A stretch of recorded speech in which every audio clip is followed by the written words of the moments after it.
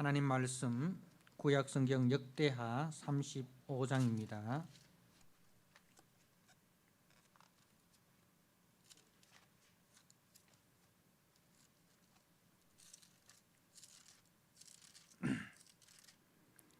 (35장) 1절 말씀입니다.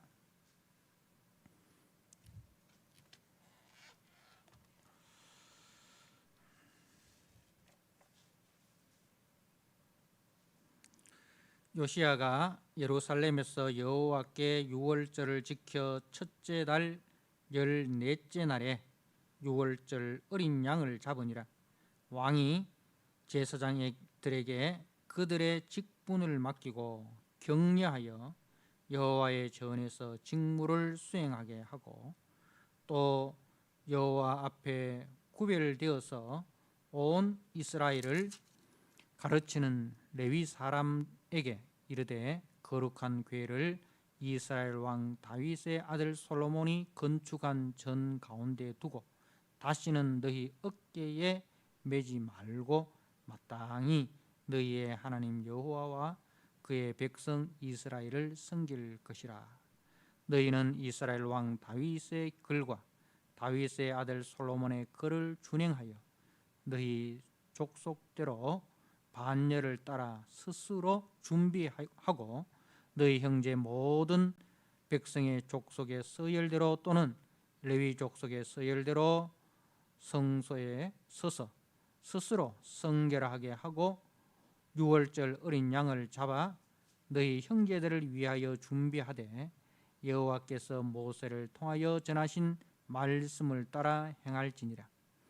요시야가 그 모인 모든 일을 위하여 백성들에게 자기의 양떼 중에서 어린 양과 어린 염소 3만 마리와 수소 3천 마리를 내어 유월절 제물로 주매, 방백들도 즐거이 희생을 드려 백성과 제사장들과 레위 사람들에게 주었고, 하나님의 전을 주장하는 자 hil기야와 스가랴와 여히엘은 제사장들에게 양 2,600마리와 수소 300마리를 유월절 제물로 주었고, 또 레위 사람들의 우두머리들 곧 고나냐와 그의 형제 스마야와 느다넬과 또 하사바와 여이엘과 요사밧은 양 5,000마리와 수소 500마리를 레위 사람들에게 유월절 제물로 주었더라.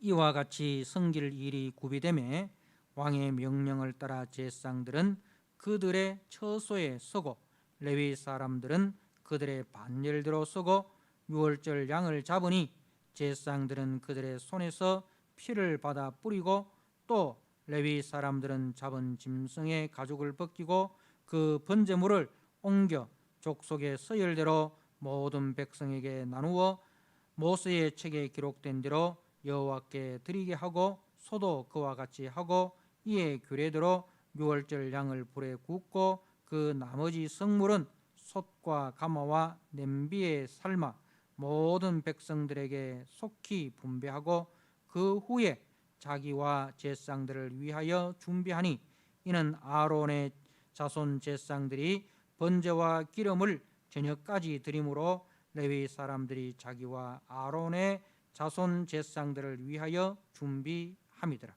아삽의 자손 노래하는 자들은 다윗과 아삽과 헤만과 왕의 선견자 여두둔이 명령한 대로 자기 처소에 있고, 문지기들은 강문에 있고 그 직무에서 떠날 것이 없었으니, 이는 그의 형제 레위 사람들이 그들을 위하여 준비하였음이더라. 아멘.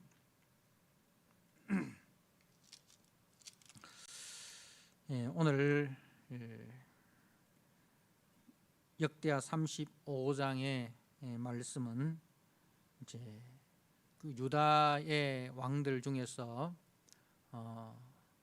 이제 제일 하나님 보시기에 선한 일을 행한 왕 중에 한 사람, 바로 요시야의 유월절 이야기입니다.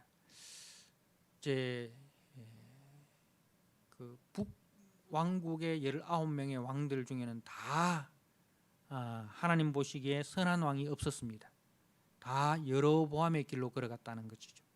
하나님 보시기에 선하다 악하다라는 기준은 그 사람이 통치하였을 때에 뭐 국력이 얼마나 신장이 되었느냐, 뭐 GDP가 얼마나 올라갔느냐, 뭐 이런 것을 가지고 이제 선하다, 악하다 그렇게 구분하는 게 아닙니다. 하나님 보시기에 선하다라는 것은 하나님의 말씀의 준행자로서 그 왕이 신실하게 다윗의 길, 여호와의 길을 걸어갔느냐, 백성들에게 하나님의 말씀을 가르치고 본이 되는 그 삶을 보였느냐, 그것을 가지고 이제 선하다 악하다 그렇게 구분을 합니다. 그래서 북이스라엘의 19명의 왕들은 다 여로보암의 길을 걸어갑니다.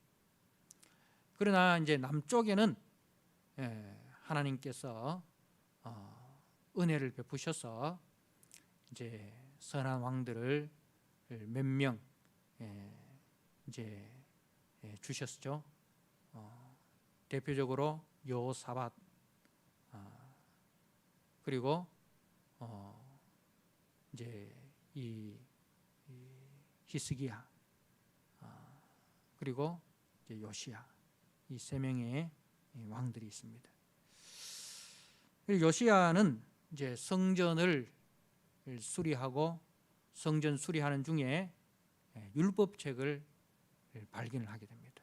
그 말은 이제 그 전까지는 언약궤 곁에 있어야 할 하나님의 율법책이 없었다는 것이고, 그리고 신명기에 있는 말씀처럼 이제 왕 곁에는 항상 하나님의 율법책을 두어서 그 율법책을 따라서 통치하라 했는데 왕 곁에도 율법책이 없었다는 것이죠. 그러니 하나님의 말씀이 부재한 시대였다는 것입니다.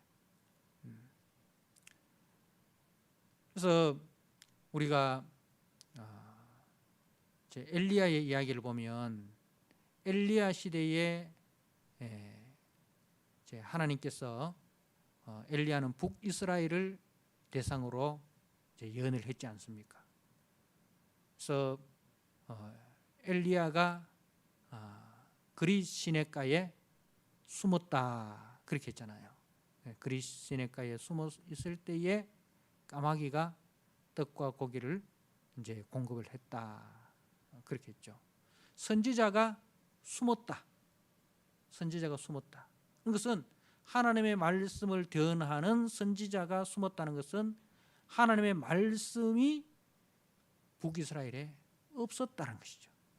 그래서 우로가 내리지 아니하더라. 우로가 내리지 않더라.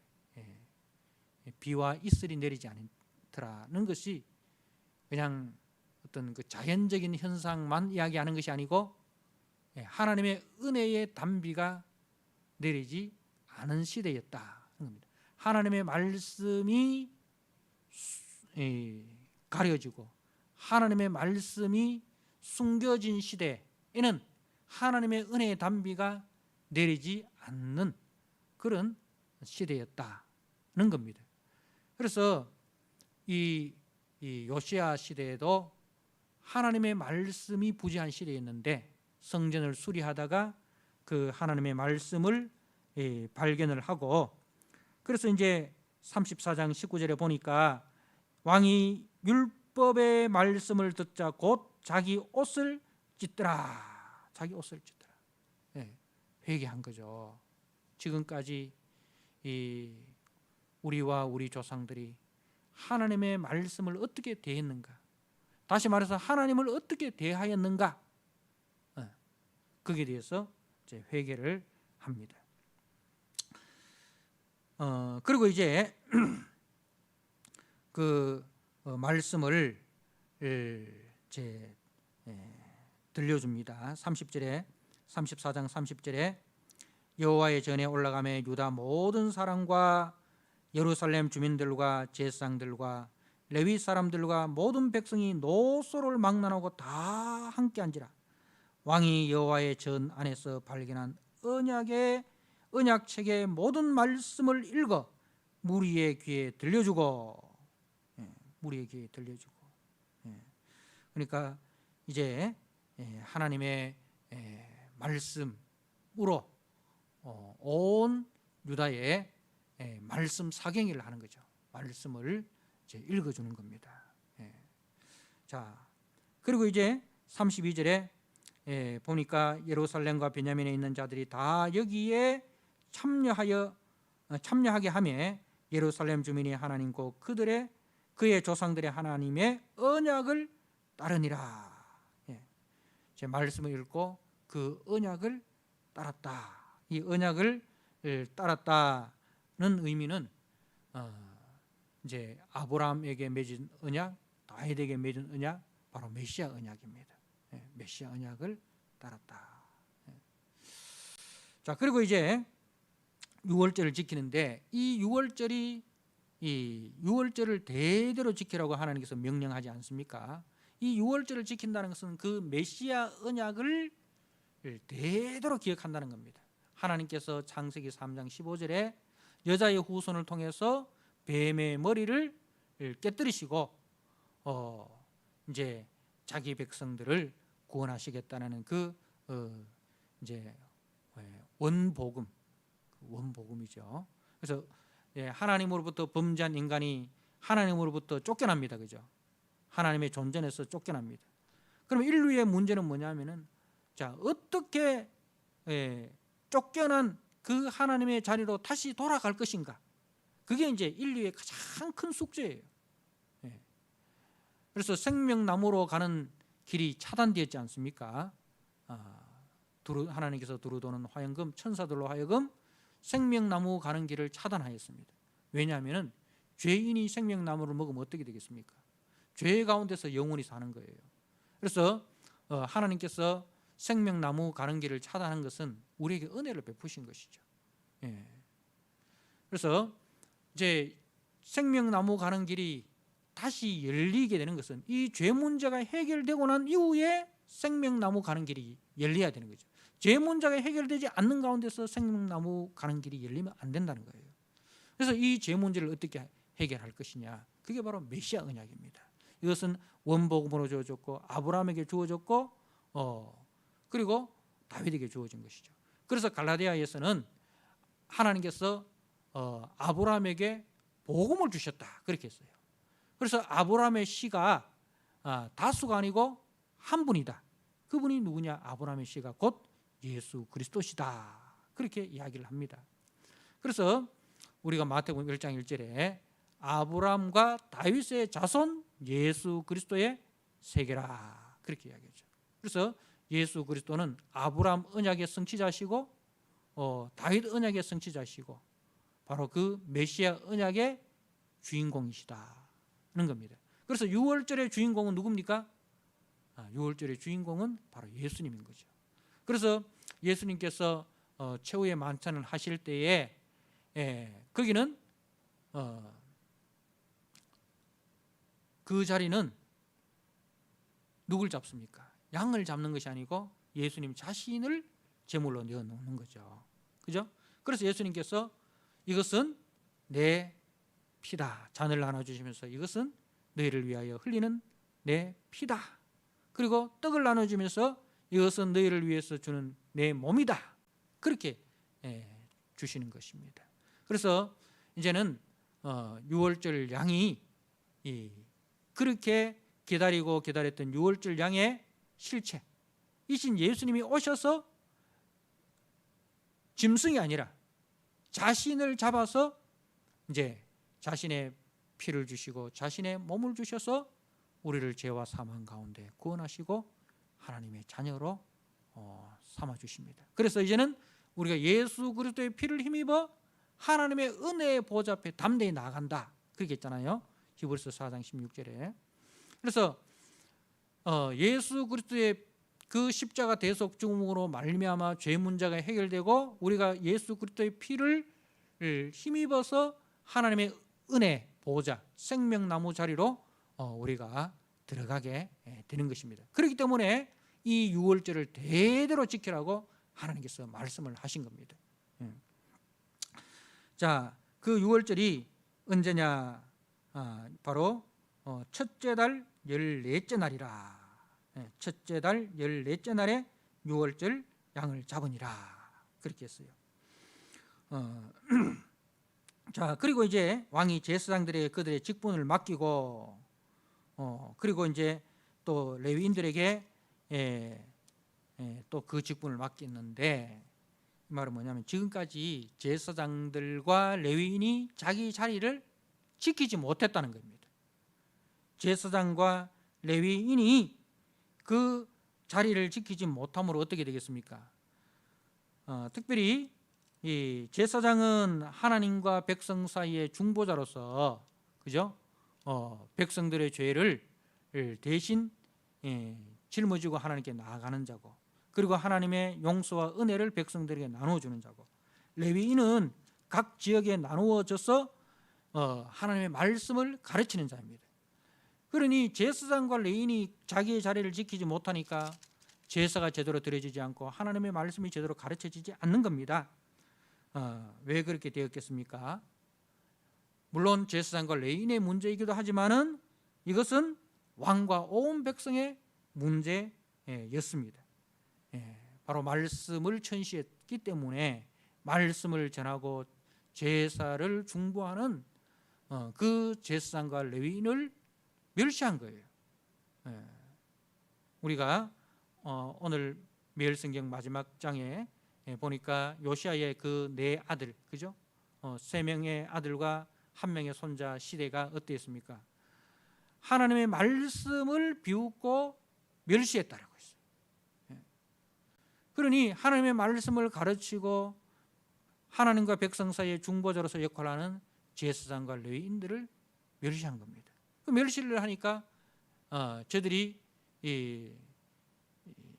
드려야 할 11조를 제대로 드리지 않고 또 제물을 제대로 드리지 않으니까 저들의 몫으로 돌아가는 먹을 것이 없는 거예요. 그러니까 이 제사장과 레위인들이 생존을 위해서 생명의 자리를 떠나게 되는 것입니다. 그러니 그런 결과로 인해서 제사장과 레위인들도 영적으로 죽게 되고, 제사장과 레위인들이 영적으로 죽으니까 백성들도 영적으로 다 아사의 지경에 들어간 것이죠. 그래서 이제 왕이 제사장들에게 그들의 직분을 맡기고 격려합니다. 그리고 그 직무를 수행하게 합니다.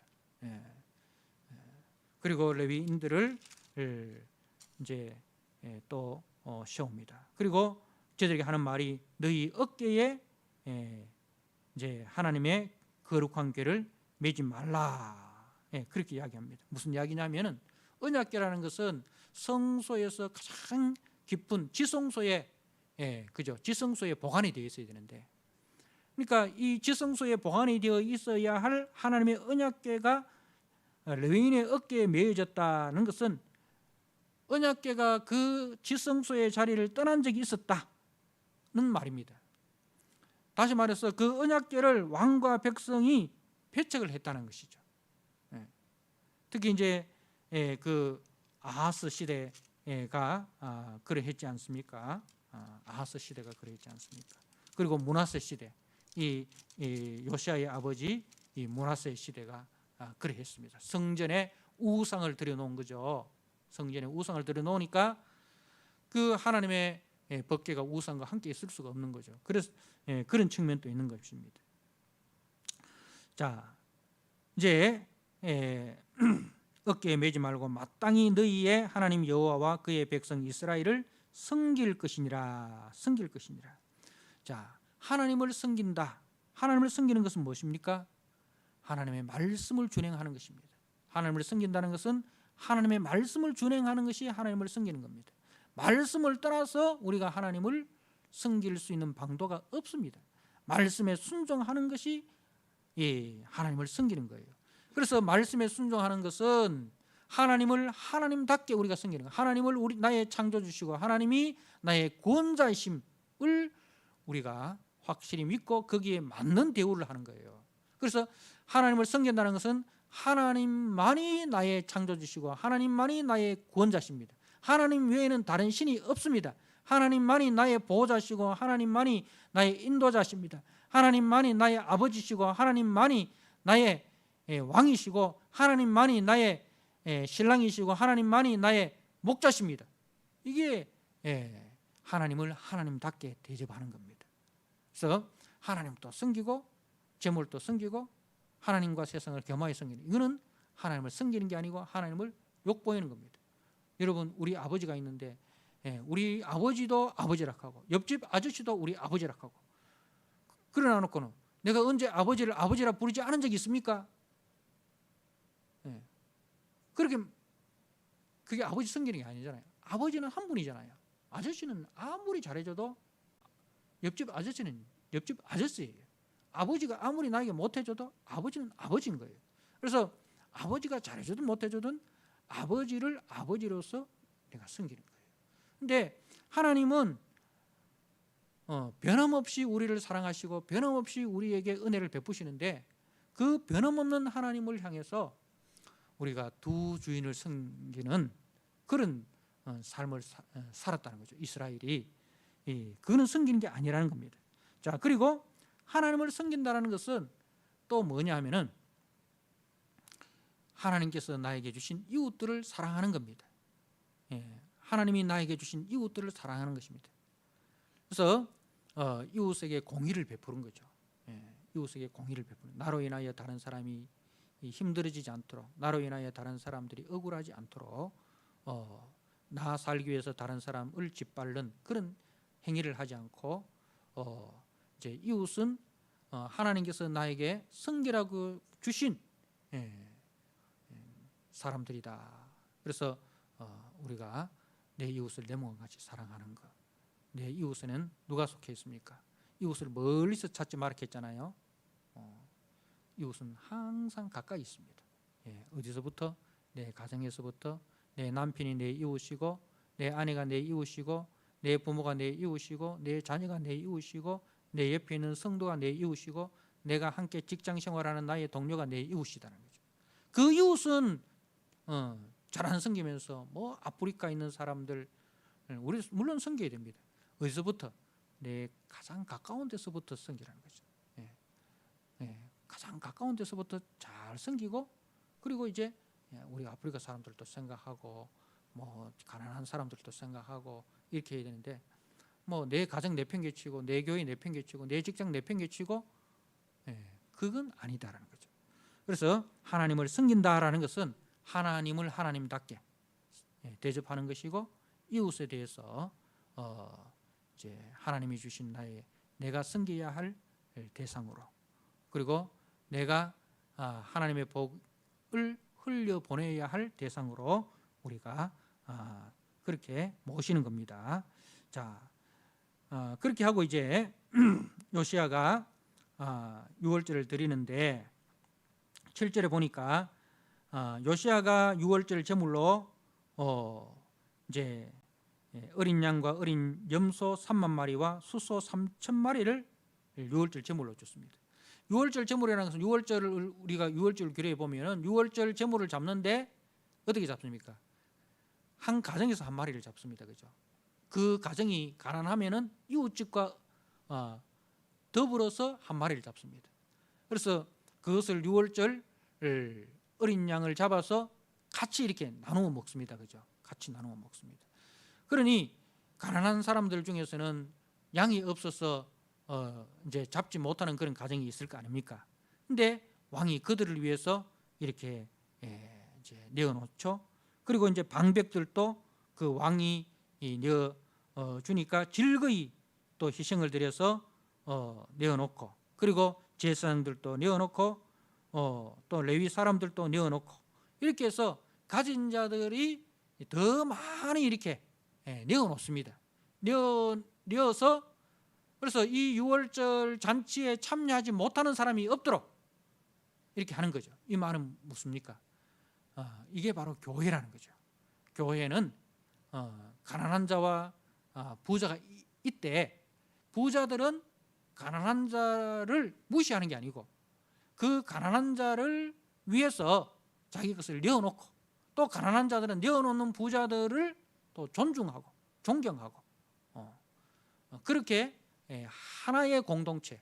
그래서 유월절 떡을 어떻게 예수님께서 떼어주셔라, 이렇게 떼어주신다 했잖아요. 그게 한 몸이라는 거죠. 이 유월절 잔치를 통해서 뭐냐면은 우리는 한 몸입니다. 그리스도의 몸에 참여한 공동체입니다.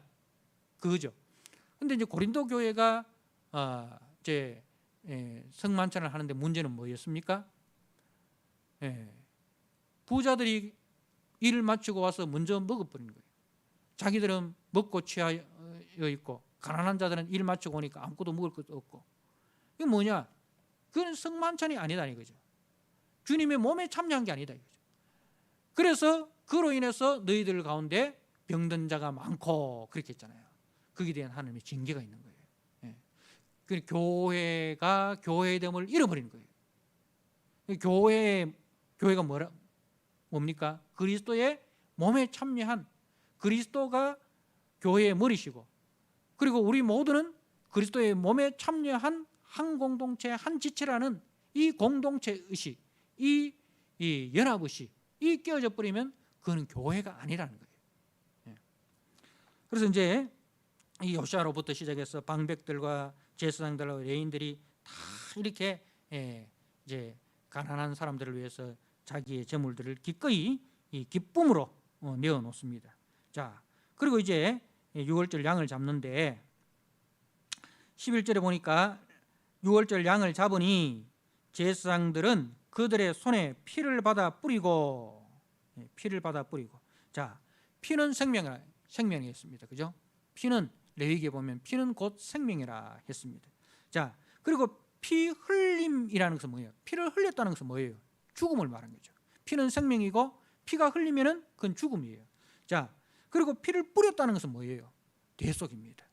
자, 우리 주님께서 우리를 위하여 이제 자신의 피를 흘렸습니다. 자신의 생명을 내어 주셨다는 거죠. 피를 흘리셨습니다. 그리고 우리는 그 피 흘림이 우리에게 뿌려졌습니다. 그죠? 우리에게 뿌려졌습니다. 그러니까 이제 그 피 뿌림 받은 사람이죠. 6월절의 피를 문설지에 뿌리지 않습니까? 이 피 뿌림이라는 것은 바로 이제 대속을 이야기하는 거죠. 덮어주는 거죠. 그 피가 우리를 덮어주는 겁니다. 그래서 하나님께서 우리를, 죽음의 천사가 6월절 그 이제 피가 발린 집을 볼 때 뭘 통해서 봅니까? 피를 통해서 보잖아요. 피가 발려진 거예요. 피를 통해서 보니까 그 안에는 뭐가 있습니까? 뭐가 있습니까? 죄인이 있는 게 아니고 뭡니까? 피 뿌려진 그리스도가 있는 거예요. 그리스도를 통해서 우리를 본다니까요. 그래서 우리를 가지고 의롭다고 하는 거죠. 의롭다 하는 거죠. 자, 그리고 이제 6월절을 지키고 난 이후에 17절 보십시오. 그때 모인 이스라엘 자손이 6월절을 지키고 이어서 무교절을 7일 동안 지켰다라고 되어 있습니다. 무교절을 7일 동안. 6월절은 그날 저녁이고 그날 저녁 다음부터는 7일 동안 무교절인 겁니다. 6월절과 무교절은 한 덩어리예요. 그래서 어떤 데는 보니까 6월절을 지켰다 하고 어떤 데는 무교절을 지켰다 하거든요. 이게 한 덩어리란 말입니다. 무슨 이야기냐면 6월절은 우리가 그리스도의 피로 구원함을 받아 하나님의 자녀로 거듭남, 중생, 거듭남, 중생, 이걸 가지고 칭의, 이렇게 이야기죠. 그래서 우리가 하나님의 자녀로 태어납니다. 우리의 이름이 하나님의 생명책에 기록이 되는 거예요. 하나님의 족보에 우리가 올라가는 거예요. 호적에 올라가는 거죠. 출생은 순간이지 않습니까? 그죠? 출생은 순간입니다. 자, 그런데 출생 이후에는 뭐가 있어야 됩니까? 자라남이 있어야 됩니다. 자라남. 그게 무교절입니다. 우리 예수님의 은혜로 구원을 받아 하나님의 자녀가 되고 이제는 우리 무교절의 삶을 살았는데, 무교절의 특징은 뭐냐면 누룩 없는 떡을 먹는 거예요. 누룩 없는 떡을 먹는, 너희 가운데 누룩을 제거하라 했어요. 누룩이라는 것은 죄를 이야기합니다. 죄를 이야기합니다. 죄를 상징하는 거죠.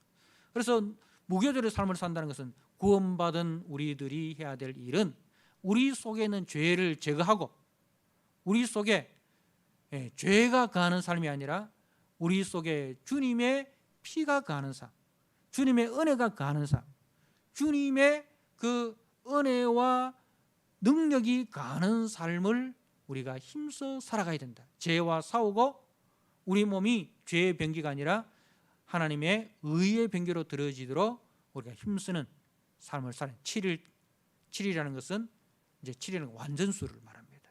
주님 오시는 그날까지, 주님 재림하시는 그날까지, 주님 앞에 서는 그날까지 우리는 그리스도의 피를 힘입어 하나님의 은혜의 보좌 앞에 담대히 나아가고 그리스도의 거룩하심을 본받아 우리가 거룩에 더 힘쓰는, 우리 몸을 의의 병기로 힘쓰는 그 삶을 살아야 된다. 그게 이제 무교절입니다.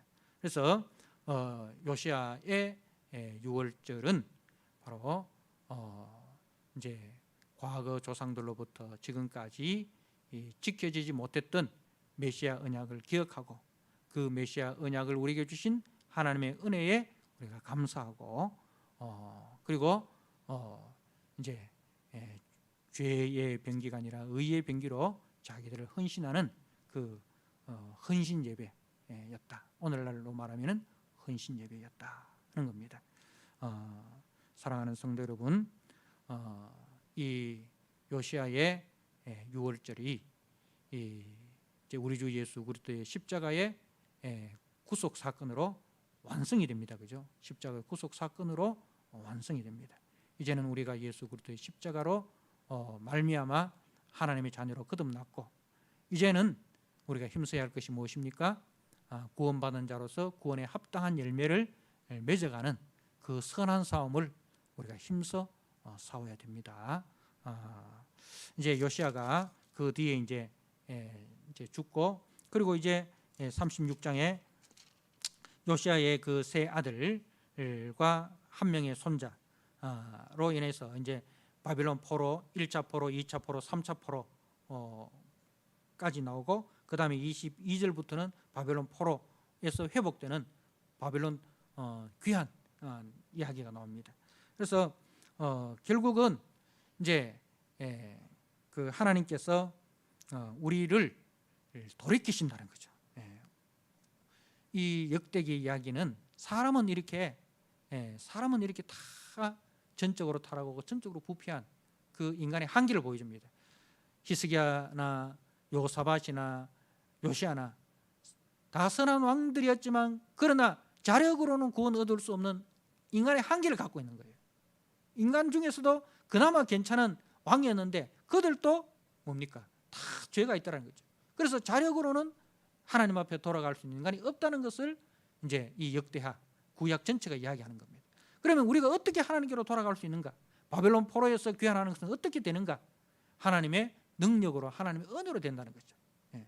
그래서 이제 하나님께서 36장 22절에 예레미야의 입으로 하신 말씀을 이루려고, 그 앞에도 예레미야의 입으로 하신 말씀이 이루어졌더라. 그러니까 하나님의 말씀은 반드시 이루어진다는 것을 보여줍니다.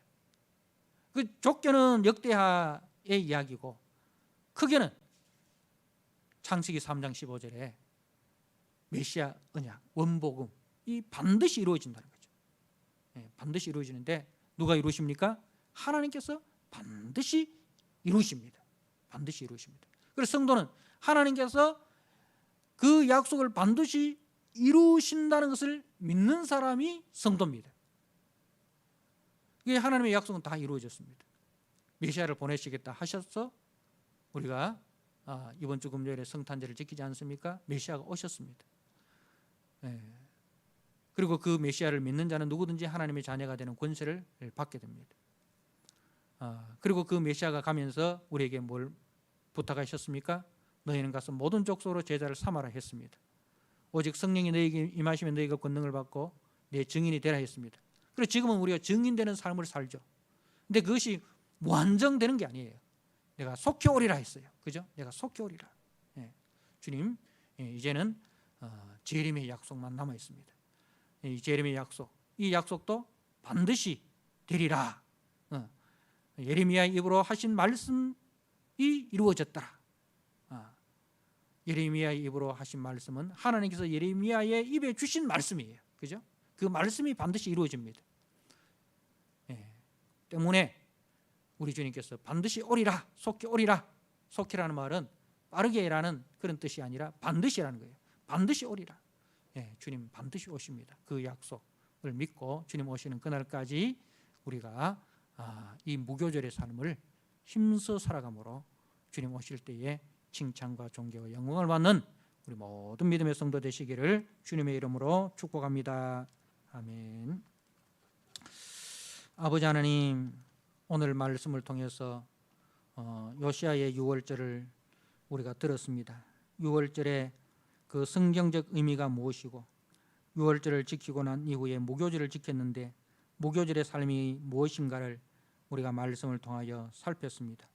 하나님 아버지, 우리 주 예수 그리스도의 십자가 대속의 은혜로 우리가 구원을 받고 이제는 우리가 무교절 누룩 없는 떡을 먹는 죄와 싸우고 하나님의 거룩에 참여하기 위하여 힘쓰는 아버지 선한 싸움을 싸우는 기간입니다. 이 증인의 삶을 우리가 힘써 잘 살아가서 주님 반드시 오신다 하셨는데 주님 오실 그날에 5달란트 2달란트 받은 자 지혜로운 5처녀와 같이 주님 오른쪽에 있는 양과 같이 칭찬과 존귀와 영광을 받는 우리 모든 성도들이 되도록 주님 은혜를 다하여 주시옵소서.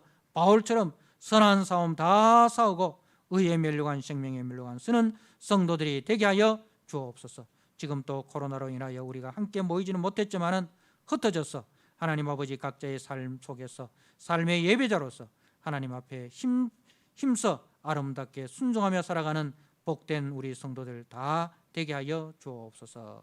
예수님께 하신 이름으로 감사하며 기도드리옵나이다. 아멘.